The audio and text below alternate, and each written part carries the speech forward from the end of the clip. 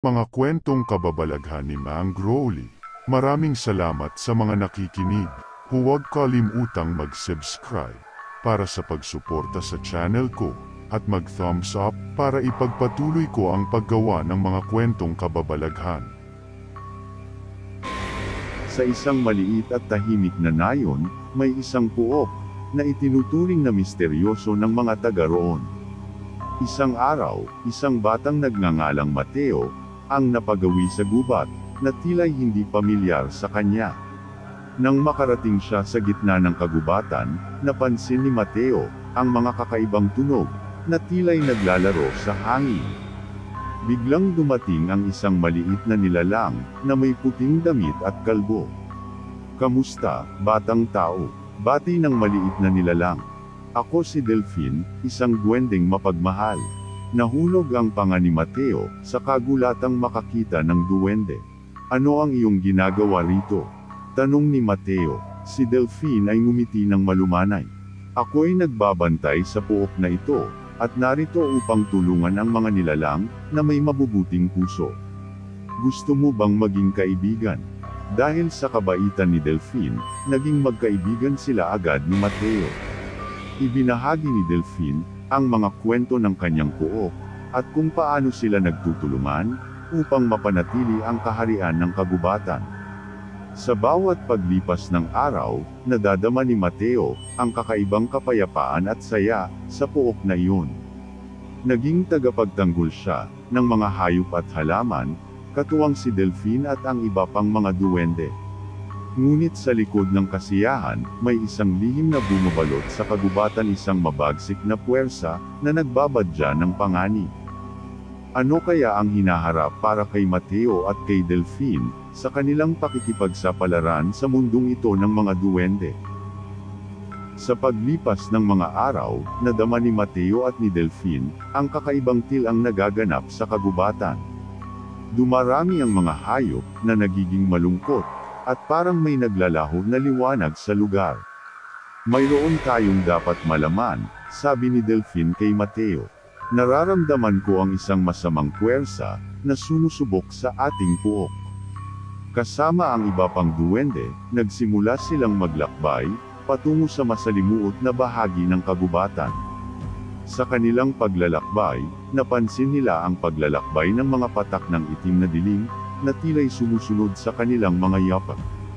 May itim na dilim na naglalakbay sa kagubatan, at ito'y nagdadala ng lungkot at takot sa mga nilalang dito, wika ni Delphine, nag-aalala. Habang naglalakbay, dumating sila sa isang masalimuot na dako, kung saan nagmumula ang itim na dilim.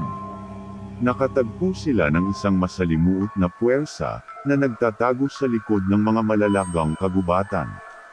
Doon sa kaharian ng dilim, nagmumula ang mga anino ng puot, sabi ng pinakamatandang duwende, si Kapitan Orlan.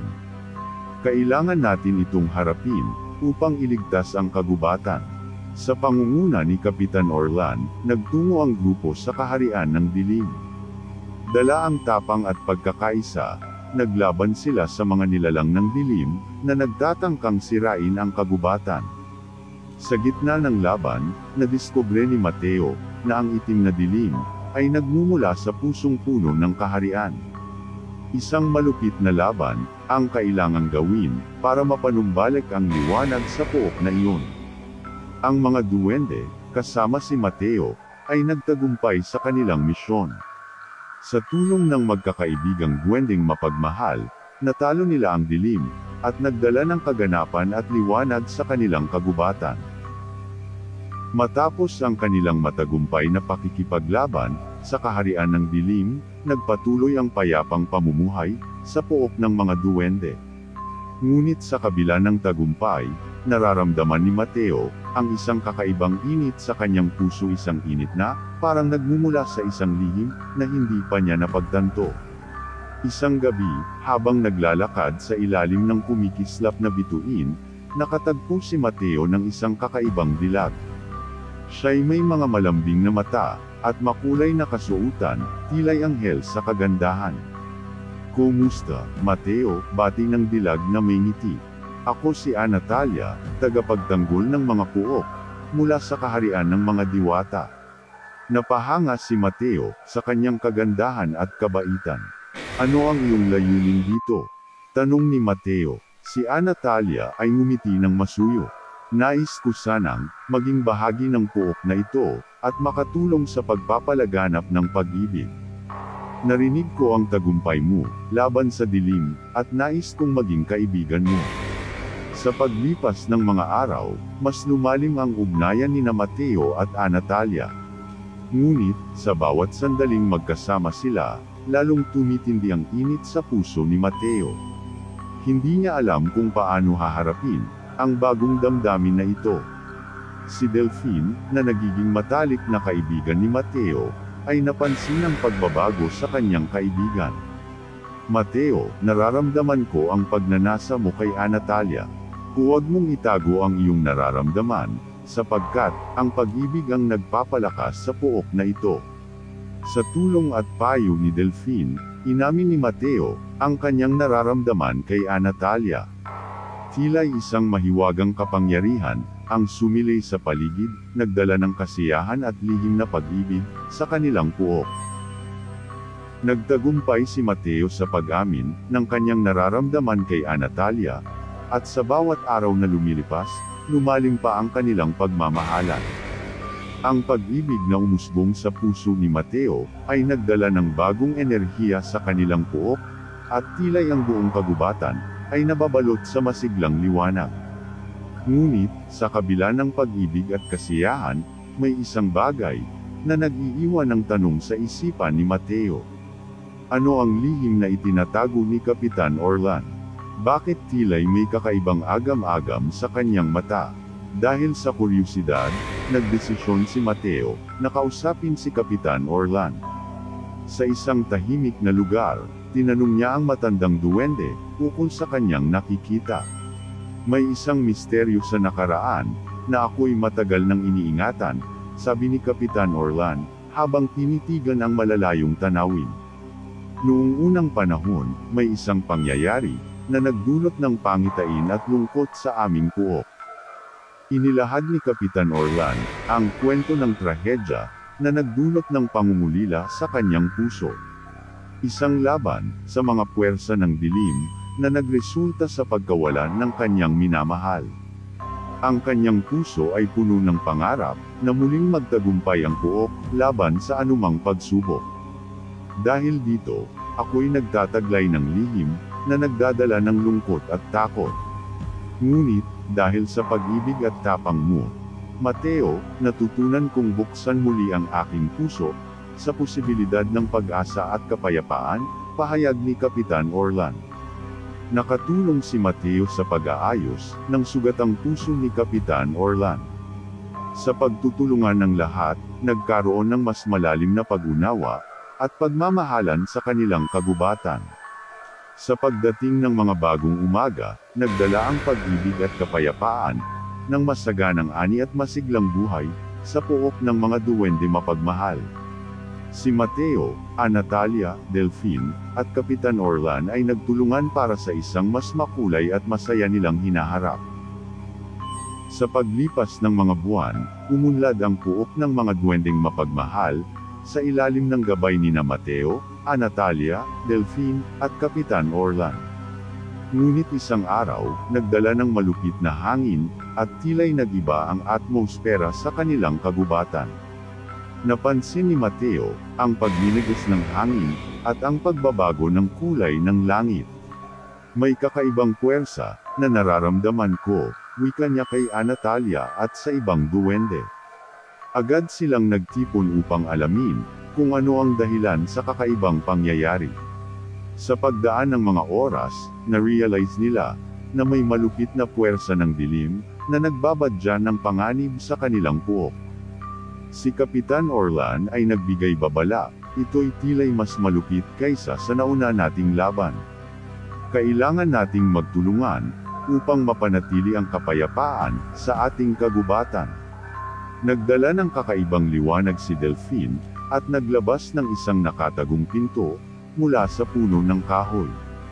Ito ay pintuan ng makapangyarihang puok na makakatulong sa atin, paliwanag ni Delphine. Sa paglalakbay sa loob ng pintuan, natagpuan nila ang isang lugar na nagtataglay ng makapangyarihang mga anteng-anteng. Isang matandang diwata ang lumitaw, nagbigay babala na ang kanilang kagubatan ay nilalabanan ng puwersa ng dilim na may masamang layunin.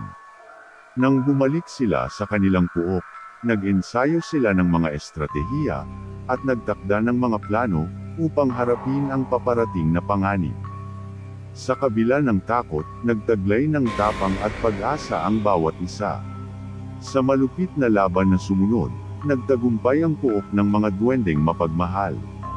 Sa tulong ng mga anteng-anteng, at ang pagkakaisa ng mga nilalang sa kagubatan, natalo nila ang masamang puwersa ng dilim. Pagkatapos ng laban, nagtipon ang mga duwende, sa ilalim ng kahoy ng pag-asa, at doon ay, nagbigay pugay sa kanilang tagumpay. Mas lalong tumibay ang kanilang pagkakaibigan, at pagmamahalan, at naging halimbawa sila ng pagkakaisa, at tapang para sa iba't ibang nilalang. Matapos ang mga nakaraang laban at pagtatagumpay, nanatiling tahimik at masigla ang puok ng mga duwendeng mapagmahal. Ngunit, sa gitna ng kanilang kasaganaan, may kakaibang pangyayari na nagbigay lihim sa kanilang kagubatan. Isang gabi, habang si Mateo ay naglalakad sa ilalim ng mga bituin, biglang sumiklab ang kanyang paligid ng mahiwagang ilaw. Si Delphine, Natalia, at ang iba pang duwende ay nagtipon, nagtatanong kung ano ang nagaganap. Sa kanyang pag-aalab na puso, inihatid si Mateo sa gitna ng ilaw. Ang ilaw ay biglang nag-anyo at naglahad ng isang propesya tungkol sa malupit na pagbabago na darating sa kanilang puok. Ang mga duwendeng mapagmahal ay hinihilingang magsilbing tagapagtanggol ng kaharian ng kagubatan. Sa mga pagbabago at pagsubok, ang inyong pagkakaisa ang magdadala ng pag-asa sa lahat ng nilalang sa inyong pangangalaga, wika ng mahiwagang tinig mula sa ilaw. Dahil sa propesya, nagsimula ang mga paghahanda at pag-aaral ng mga duwendeng mapagmahal. Nagtakda sila ng mga bagong sistema ng pagtutulungan at nagkaroon ng mga kasanayan upang maging mas handa sa anumang hamon. Sa paglipas ng mga buwan, napagtanto ni Mateo na ang pag-ibig at pagkakaisa ay hindi lamang para sa kanilang puok, kundi para rin sa mas malawak na kagubatan. Naisip niyang magtungo sa iba't ibang lugar upang ibahagi ang mga aral na kanilang natutunan. Kasama si Natalia at ilang duwende, naglakbay si Mateo sa malalayong lupain. Sa bawat puok na kanilang tinutunguhan, nagtatanim sila ng pagmamahal at pag-asa sa puso ng mga tao, hayop, at halaman. Sa kanyang paglalakbay, natutunan ni Mateo na ang pag-ibig at pagkakaisa ay may kakayahan na magsanib puwersa ng magkaibang mundo. Sa kanyang misyon na ito, naging huwaran siya ng mga taong napagtagumpayan ang mga hamon ng buhay. Sa pagbabalik ni Mateo sa kanilang puok, dala ang mga kwento ng tagumpay at pagbabago, napagtanto nilang ang kanilang kaharian ay bahagi ng isang mas malaking alon ng pag-asa at pag-ibig. Isang mapayapang umaga, sa puok ng mga duwendeng mapagmahal, ngunit, bigla ay nabulabog ng malakas na alingaw-ngaw ang kagubatan. Si Mateo, Natalia, Delphine, at ang iba pang duwende, ay nagkumpulan upang malaman kung ano ang dahilan ng di inaasahang gulo. Sa gitna ng kagubatan, nakatagpo sila ng isang grupo ng kakaibang nilalang na may malalakas na tunog, at masilayan na mga nilalang na may maitim na balabal, at mukhang galit. Ito ba'y mga kaaway? Tanong ni Mateo kay Kapitan Orlan na may ngiting balisa. Ngumiti si Kapitan Orlan, hindi mga kaaway, Mateo. Ito ay ang alingaw-ngaw, matagal ng kaibigan ng ating puok. Ang alingaw-ngaw, isang pambansang alaga ng puok, ay naglakbay sa malalayong puok, at dala ang mga kwento ng mga pagbabago sa kaharian. Isinaysay nito ang mga pangyayaring nagaganap sa iba't ibang lugar, at nagdala ng malupit na pangangailangan para sa pagtutulungan ng mga puok. Nararanasan ng iba't ibang kagubatan ang pangangailangan sa pagkakaisa. Tumataas ang takot at pangamba. Ngunit sa ating puok, kung saan nagtataglay tayo ng pag-ibig at pagkakaisa, tayo ay may kakayahang magbigay ng inspirasyon at tulong, wika ni Alingawngaw. Dahil sa kaharian ng mga duwendeng mapagmahal, nagkaroon ng pagkakataon ang mga nilalang na makapag-ambag sa puok at magtulungan para sa kabutihan ng lahat. Binuo nila ang isang koalisyon ng kagubatan na naglalayong mapanatili ang balanse at kapayapaan sa buong kalikasan. Sa pamamagitan ng pagkakaisa, nakamit ng mga duwendeng mapagmahal ang tagumpay sa pagharap sa mga bagong hamon. Nagkaroon sila ng malalim na kaalaman at pag-unawa sa iba't ibang aspeto ng kaharian at naging huwaran sa ibang puok. Sa paglipas ng panahon, ang Alingawngaw at mga duwendeng mapagmahal ay nagtulungan para sa ikabubuti ng lahat. Ang puok ay nagiging isang halimbawa ng pagkakaisa, pag-ibig, at pangangalaga sa kalikasan na naglalayong maging inspirasyon sa iba't ibang kagubatan. Sa paglipas ng mga buwan, naging payapa at masigla ang puok ng mga duwende mapagmahal. Bagamat may mga hamon at pagsubok, patuloy silang nagtataglay ng pagkakaisa at pagmamahalan. Isang araw, habang naglalakbay si Mateo sa gubat, natagpuan niya ang isang makulay na bulaklak na di niya nakita noon. Agad siyang nilapitan ng mga duwende mapagmahal, dala ang mga ngiti sa kanilang mga labi. Siya ang puno ng pag-asa, sabi ni Delphine na puno ng kagalakan. Ang puno ng pag-asa ay nagdadala ng lihim na kakayahan na magbigay ng buhay at kulay sa kaharian ng mga duwende. Sa bawat bulaklak na sumibol, nadidagdagan ng enerhiya at kapayapaan sa kanilang puok. Si Mateo ay nagbigay pasasalamat sa kaharian ng mga duwende sa pagbibigay sa kanya ng pagkakataon na maging bahagi ng isang makulay na karanasan. Ngunit, sa kabila ng kasaganaan, may isang bagay na bumabalot sa puso niya. Napagtanto ko na, sa bawat paglipas ng araw, may mga bagong kwento at pag-asa na nagaganap. Ngunit, kailangan din natin tandaan ang mga dati nating kwento at alaala, sabi ni Mateo, habang nakatitig sa malayo. Sa tulong ng puno ng pag-asa, nagkaroon sila ng espesyal na ritual na nagbibigay pugay sa kanilang nakaraan. Nagtampok ito ng mga alaala ng tagumpay, pagkakaisa, at pag-ibig na nagbigay buhay sa kanilang kagubatan. Sa paglipas ng mga taon, nagsilbing haligi ang ritual na ito sa pagpapayaman ng kultura ng mga duwende mapagmahal. Ang puno ng pag-asa ay nagiging saksi sa pagunlad at pagiging bahagi ng kanilang kwento.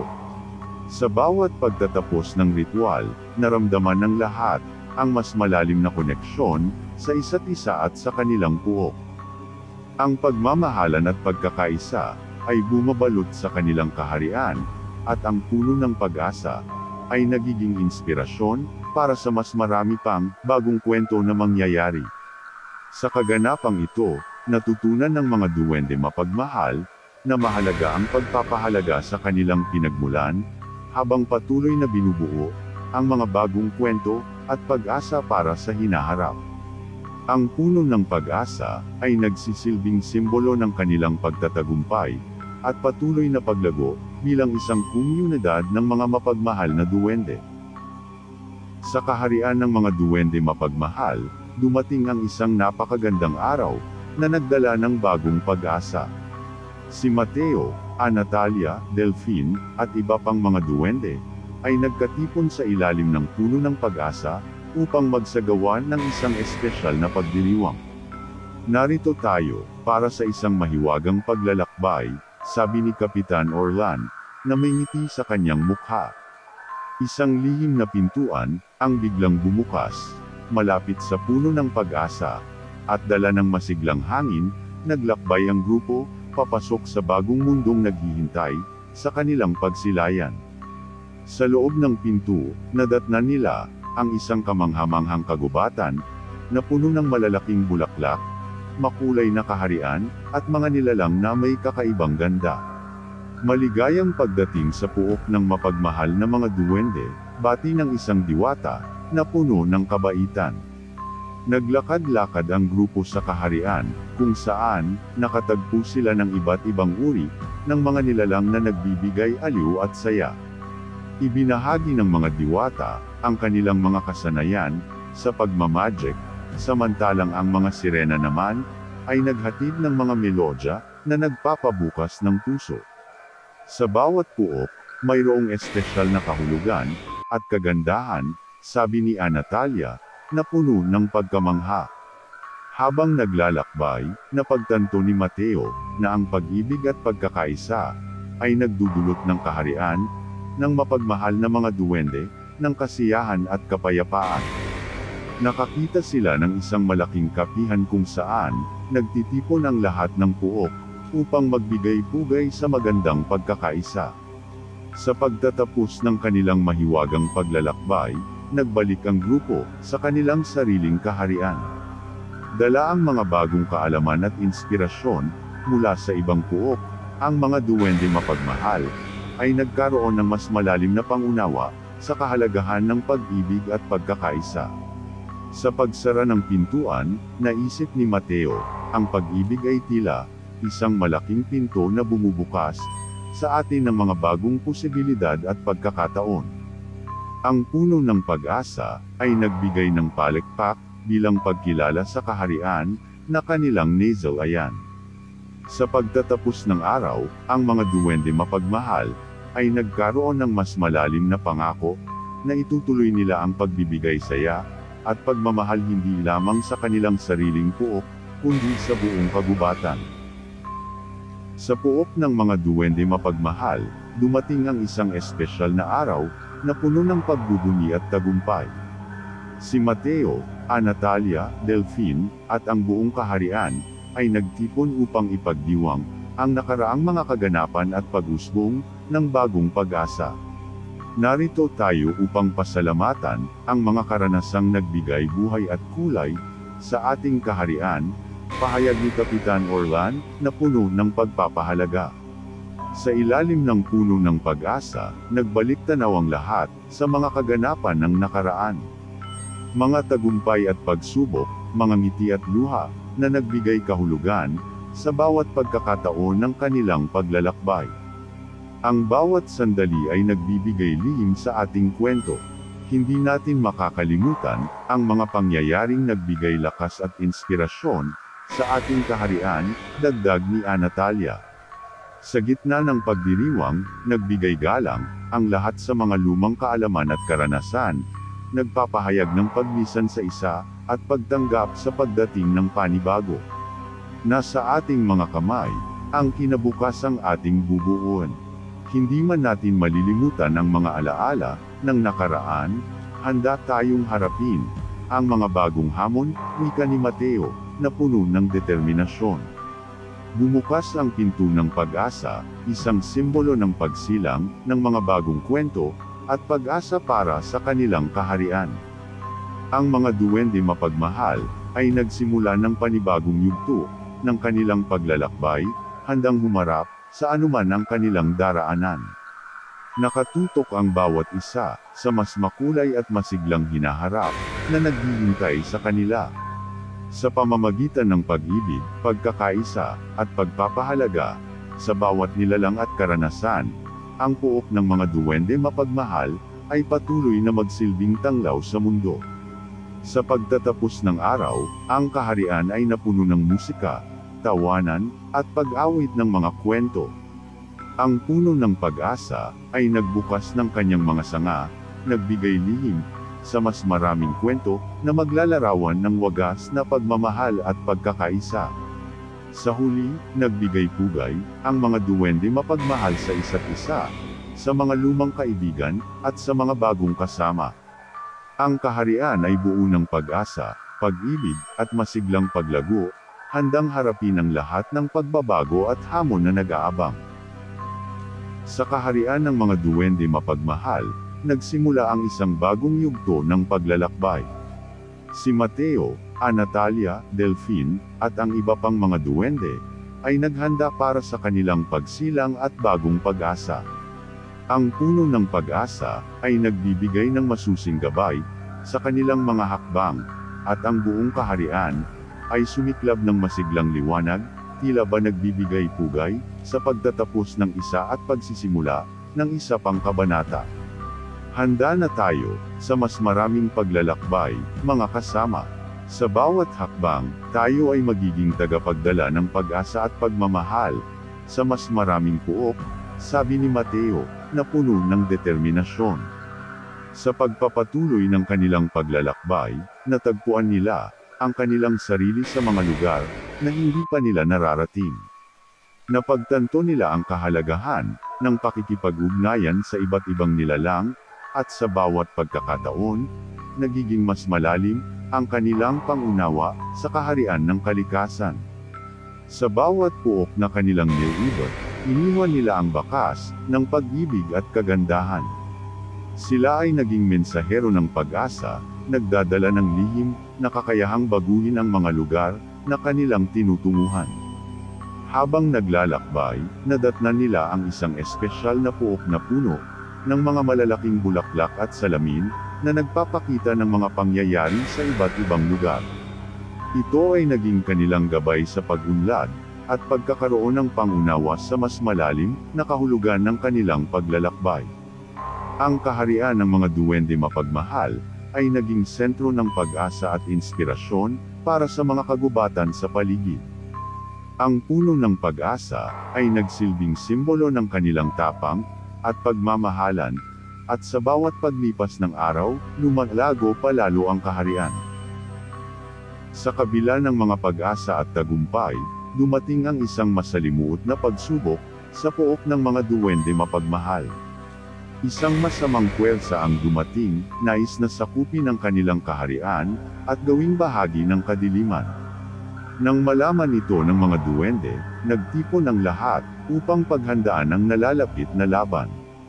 Si Mateo, Natalia, Delphine, at Kapitan Orlan ay nagtutulungan sa pagbuo, ng mga estratehiya para sa kanilang depensa. Ang pag-ibig at pagkakaisa, ang ating pangunahing sandata. Ito'y mas matindi kaysa anuman, sabi ni Kapitan Orlan na puno ng kahusayan. Sa paglipas ng mga araw, dumami ang bilang, ng mga nilalang na nagtutungo, sa kanilang puok. Ang masamang puwersa, ay nagtataglay ng lihim na kapangyarihan, at nagtatangkang guluhin ang payapa, at masiglang kaharian. Nang dumating ang araw ng malupit na laban, nag-ensayo ang mga duwende, sa paggamit ng kanilang mga kakayahan, at sa pagtutulungan ng kanilang mga alagad sa kaharian.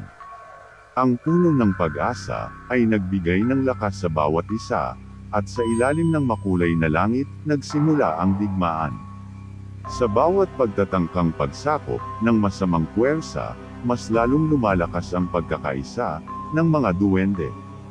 Ang mga bulaklak ng pag-asa ay naglalabasan, nagbibigay inspirasyon sa bawat duwende, na naglalaban para sa kanyang tahanan.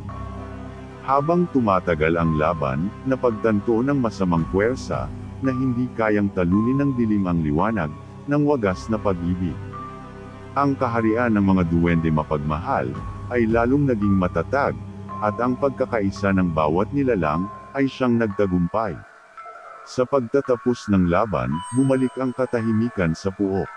Ngunit ang pagkakaisa at pag-ibig, na nagtagumpay sa kanilang laban, ay nagdala ng mas mataas na antas, ng kapayapaan sa kanilang kaharian. Ang tagumpay ay dulot ng pagmamahalan at pagkakaisa.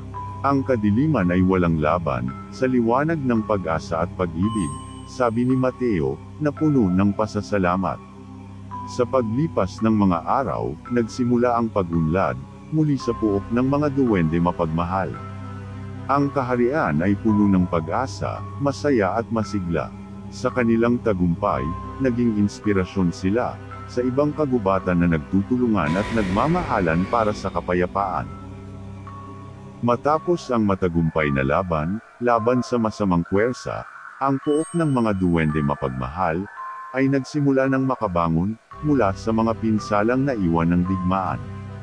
Si Mateo, Natalia, Delphine, at Kapitan Orlan ay nagtulungan upang linisin ang kanilang kaharian at palakasin ang pag-asa ng kanilang mga kababayan. Sa harap ng mga sanga ng puno ng pag-asa, nagtipon ang mga duwende para sa isang espesyal na pagsilang at pasasalamat sa mga nagbigay buhay sa kanilang puok. Ang mga bulaklak ng pag-asa ay nagluwal ng mas maraming makulay na bulaklak, isang palatandaan ng bagong yugto ng pag-asa at pag-unlad. Ang bawat laban at pagsubok ay nagbibigay lakas sa atin upang patuloy na lumaban para sa pag-ibig at katarungan. Sa pagsilang ng bago nating kabanata, naway patuloy tayong maging inspirasyon sa bawat nilalang, sabi ni Natalia, na puno ng kahusayan. Sa kaharian ng mga duwende mapagmahal, nagsimula ang panibagong yugto ng paglalakbay. Ang mga duwende ay nagtataglay ng mas matibay na pananampalataya sa kanilang kakayahan at sa pagkakakaisa ng kanilang komunidad. Sa pagtutulungan, nagsimula silang itaguyod ang mga proyektong makakatulong sa kanilang kaharian at sa iba't ibang bahagi ng kagubatan. Itinatag nila ang mga paaralan para sa edukasyon, mga lugar ng pagpapahinga para sa kapayapaan, at mga sentro para sa pagtutulungan. Sa bawat kilos, naihahayag ng mga duwende ang kanilang pagmamahal at pangangalaga sa kalikasan. Ang puno ng pag-asa ay patuloy na nagbibigay inspirasyon at gabay, isang simbolo ng pagtibay ng kanilang kaharian. Naging tagapagtaguyod ang mga duwende mapagmahal ng kagubatan, nagdala ng mensahe ng pag-asa at pagkakaisa sa iba't ibang lugar. Ang kanilang kwento ay naging inspirasyon sa mga kagubatan na nais rin maging bahagi ng pagbabago.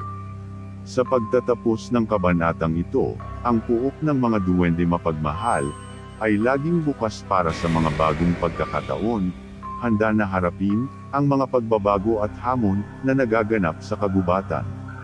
Sa bawat nilalang at lugar na kanilang nadaranan, ang lihim ng wagas na pagmamahal at pag-asa ay patuloy na naglalakbay, nagdadala ng liwanag at pag-asa sa bawat sulok ng kagubatan. Sa puok ng mga duwende mapagmahal, dumating ang isang espesyal na kapanahunan na pinagninilayan ng mga tagumpay at pag-usbong ng kanilang kaharian. Ang kaganapang ito ay tinawag na Arangkada ng Pag-ibig, isang pagdiriwang ng buhay, pagmamahalan, at pagtutulungan ng bawat duwende. Nagsimula ang pagdiriwang sa ilalim ng malamlam na ilaw, ng mga kakaibang ilaw, na gawa mula sa mga kagamitan ng kalikasan. Ang bawat duwende ay nag-anyaya ng kakaibang palabas, isang masiglang sayaw ng mga kulay na naglalarawan ng pagkakaisa. Sa tulong ng mga diwata ng kagubatan, nagkaroon sila ng espesyal na laro at paligsahan. Ang bawat grupo ay nagtutulungan at naglalaban para sa tagumpay, nagdudulot ng masayang halakhak sa buong kaharian. Nakatanim din sa sentro ng puok ang isang makulay na altar, kung saan ang mga duwende ay nagbigay pugay sa puno ng pag-asa. Dito, nagtampok sila ng mga handog at dasal para sa patuloy na tagumpay at pagmamahalan ng kanilang komunidad. Si Kapitan Orlan ay bumukas ng kanyang puso sa mga salitang, sa bawat hakbang na ating tinatahak, maging sa simpleng kasiyahan o malalaking tagumpay, lagi nating tatandaan ang ating mga pinagmulan at ang halaga ng pag-ibig sa isa't isa. Ang kaharian ay nagbukas ng espasyo para sa mga sining at kultura, nagkaroon ng masiglang pagtatanghal mula sa kanilang talentadong mga kababayan. Mga sayaw, musika, at mga likha ng sining ang nagbigay buhay sa puok, nagdulot ng inspirasyon sa lahat ng naroroon. Sa pagtatapos ng Arangkada ng Pag-ibig, nagtagumpay ang mga duwende na mapaligaya ang kanilang sarili at ang mga taong nakapaligid sa kanila. Ang pagdiriwang ay nagbigay hudyat ng panibagong yugto ng pag-usbong at pag-unlad para sa kaharian ng mga duwende mapagmahal. Sa paglubog ng araw, ang kaharian ay napuno ng pagmamahalan at pagpapahalaga sa isa't isa. Ang arangkada ng pag-ibig ay naging simbolo ng tagumpay at pagkakaisa, nagdala ng maligayang puso sa buong puok. Ang kaharian ng mga duwende mapagmahal ay patuloy na naglilingkod bilang lihim na puok ng pag-asa, nagdadala ng wagas na pagmamahal sa kanilang sariling kaharian at sa buong kagubatan. At dito nagtatapos ang kwento, Duwendeng Mapagmahal.